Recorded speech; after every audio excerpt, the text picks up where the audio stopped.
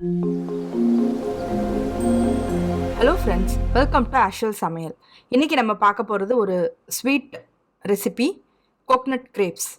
ஒரு ஹெல்தியான evening snack, நல்ல ஃபில்லிங்காக இருக்கும். வாங்க அதை எப்படி செய்கிறதுன்னு பார்க்கலாம். ஃபஸ்ட்டு நான் ஒரு பவுலில் ஒரு 1.5 கப்பு கோதுமை மாவு எடுத்துக்கிறேன். அதில் ஒரு 1/2 ஸ்பூன் உப்பு சேர்த்துக்கிறேன். இது ஸ்வீட் ஐட்டம் அப்படிங்கிறதுனால உப்பு கம்மியாக தான் நம்ம சேர்த்துக்கணும். நல்லா மிக்ஸ் பண்ணி விட்டுருங்க. இதில் நல்லா 1 டேபிள் ஸ்பூன் சுகர் சேர்த்துக்கிறேன். நான் ப்ரௌன் சுகர் சேர்த்துருக்கேன். இதில் ஒயிட் சுகர் கூட நீங்கள் சேர்த்துக்கலாம். போட்டு நல்லா மிக்ஸ் பண்ணி விட்டுருங்க. இப்போ இதில் நான் ஒரு முட்டை சேர்த்துக்கிறேன்.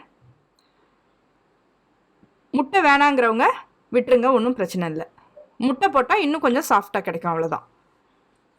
இதோட ஒரு 3 டேபிள் ஸ்பூன் மெல்டட் பட்டர் சேர்த்துக்கிறேன். நல்லா பட்டரை உருக வச்சு 3 டேபிள் ஸ்பூன் அதையும் சேர்த்துக்கோங்க.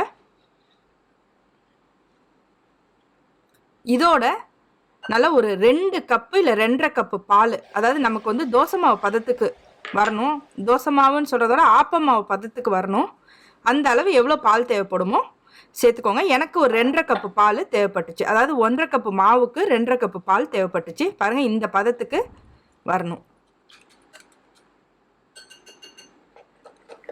நல்லா கட்டி இல்லாமல் நல்லா இந்த மாதிரி கரைச்சிக்கோங்க.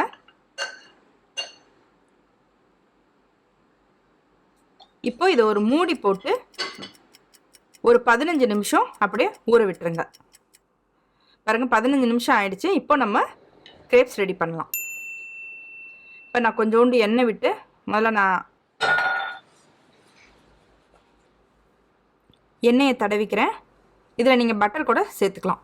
பாருங்கள், இதுக்கு நான் யூஸ் பண்ணுற கரண்டி சின்னது, அதனால் இதில் ஒரு 1.5 கரண்டி மாவு சேர்த்துக்கிறேன். உங்களது கொஞ்சம் பெருசாக இருந்தால் ஒரு கரண்டி சேர்த்துக்கோங்க, போதும். இது நம்ம ஆப்பு சுற்றுவோம் இல்லையா, அந்த மாதிரி இதை சுற்றி விட்டுக்கோங்க. ஃப்ளேம் வந்து மீடியம் ஃப்ளேம்லேயே வச்சுக்கோங்க. இது நம்ம மெல்லிஸாக இருக்கணும். இந்த கிரேப்ஸ் வந்து மெல்லிஸாக இருக்கணும். பாருங்கள், ஓரளவு வெந்த பிறகு ஒரு ஸ்பூன் எண்ணெய் சேர்த்துக்கோங்க. எந்த எண்ணெய் வேணால் சேர்த்துக்கலாம். நீங்கள் பட்டர் சேர்க்குறதுனாலும் சேர்த்துக்கலாம், இல்லை நெய் சேர்க்குறதுனாலும் சேர்த்துக்கலாம். நான் வெஜிடபிள் ஆயில் தான் சேர்த்துருக்கேன்.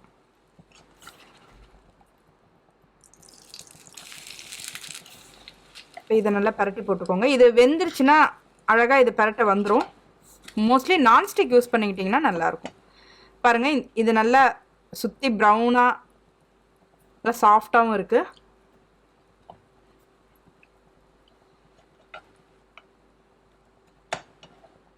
பாருங்கள், இது எவ்வளோ சாஃப்டாக இருக்குது பாருங்கள். மடிக்கிறதுக்கு எப்படி துணி மாதிரி இருக்குது பாருங்கள். இந்த அளவு நம்ம அதை வேக வச்சு எடுத்துக்கணும். உங்களோட ஒரு கிரேப் ரெடி ஆகிடுச்சு. நான் இன்னொன்று ஊற்றி காமிக்கிறேன். இப்போ நான் கொஞ்சம் பெரிய கரண்டி எடுத்துக்கிட்டேன், அதனால் ஒரே கரண்டி ஊற்றிருக்கேன். பாருங்கள், சுற்றி அதுவே எடுத்துக்கிட்டு வந்துடும் வெந்துருச்சுன்னா. இப்போ அந்த மாதிரி அந்த ஸ்டேஜில் நீங்கள் பரட்டி போட்டால் கரெக்டாக இருக்கும். இது நம்ம சுகர் சேர்க்குறோம் இல்லையா, அது லைட்டு ஸ்வீட்னஸ் கொடுக்கும். அதே மாதிரி இந்த ப்ரௌன் கலரும் சுகர் தான் கொடுக்கும். பாருங்கள், இன்னொரு கிரேப் நான் உங்களுக்கு ஊற்றி காமிச்சிருக்கேன். பாருங்கள், எவ்வளோ மெல்லிஸாக இருக்குது பாருங்கள். இந்த அளவு மெல்லிஸாக இருந்தால் தான் நீங்கள் உள்ளார ஸ்டஃபிங் வச்சு ரோல் பண்ணும்போது கரெக்டாக வரும். பாருங்கள், நான் எல்லா கிரேப்ஸுமே ரெடி பண்ணிட்டேன். இப்போ நான் கலந்த அந்த 1.5 கப்பு மாவுக்கு எனக்கு 7 கிரேப்ஸ் வந்திருக்கும். இப்போ வாங்க ஸ்டஃபிங் எப்படி செய்கிறதுன்னு பார்க்கலாம். இப்போது ஸ்டஃபிங்க்கு நான் ஒரு மிக்சிங் பவுலில் 1 கப்பு தேங்காய் துருவல் சேர்த்துக்கிறேன். அதோட ஒரு 2 டேபிள் ஸ்பூன் ட்ரை கிரேப் சேர்த்துக்கிறேன்.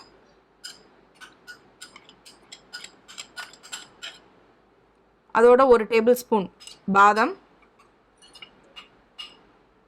1 டேபிள் ஸ்பூன் வால்நட்,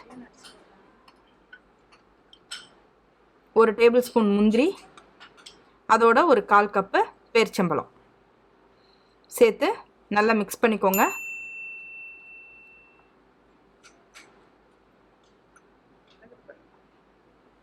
இந்த ஸ்வீட்னஸ் போதும்னு அதோட விட்டுருங்க. இல்லைனா ஒரு 2 ஸ்பூன் நாட்டு சக்கரை நான் சேர்த்துருக்கேன். தேவைன்னா அதையும் சேர்த்துக்கோங்க.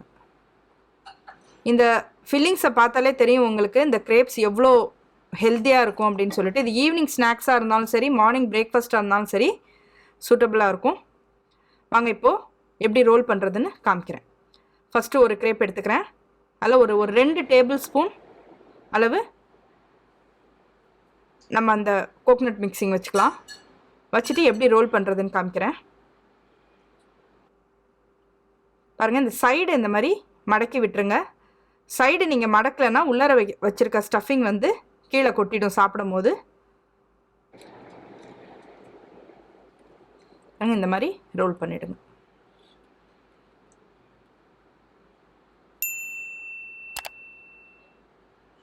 பாருங்கள், இன்னொரு கிரேப்பும் பண்ணி காமிக்கிறேன்.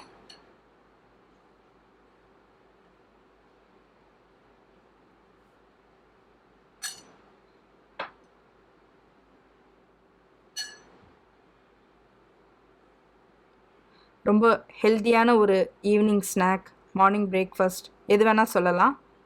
இல்லை வீட்டுக்கு ரிலேட்டிவ்ஸோ ஃப்ரெண்ட்ஸோ வரும்போது இது மாதிரி நம்ம செஞ்சு கொடுத்தாலும் ஒரு டிஃப்ரெண்ட்டாக இருக்கும். பாருங்கள், நான் எல்லா கிரேப்புமே ரெடி பண்ணிட்டேன். இந்த கிரேப்ஸ்க்கு வந்து பெஸ்ட்டு சூட்டபிள் வந்து சாக்லேட் சாஸ். பாருங்கள், நான் இது ஒன்று கட் பண்ணி காமிக்கிறேன். இது நீங்கள் பார்த்தீங்கன்னாவே தெரியும், நம்ம அவுட்டர் மாவு வந்து எவ்வளோ மெலிசாக இருக்குது, உள்ளார ஸ்டஃபிங் எவ்வளோ இருக்குன்னு தெரியும். இது ரொம்ப டேஸ்ட்டாக இருக்குங்க, ரொம்ப ஹெல்த்தியும் கூட. கண்டிப்பாக இதை நீங்களும் செஞ்சு பாருங்கள். உங்கள் கமெண்ட்ஸை சொல்லுங்கள். நீங்கள் ஃபஸ்ட் டைம் பார்க்குறவங்களா இருந்தால் என்னோடய சேனலுக்கு சப்ஸ்கிரைப் பண்ணுங்கள். பக்கத்தில் இருக்க பெல் பட்டனையும் ப்ரெஸ் பண்ணுங்கள். Thank you.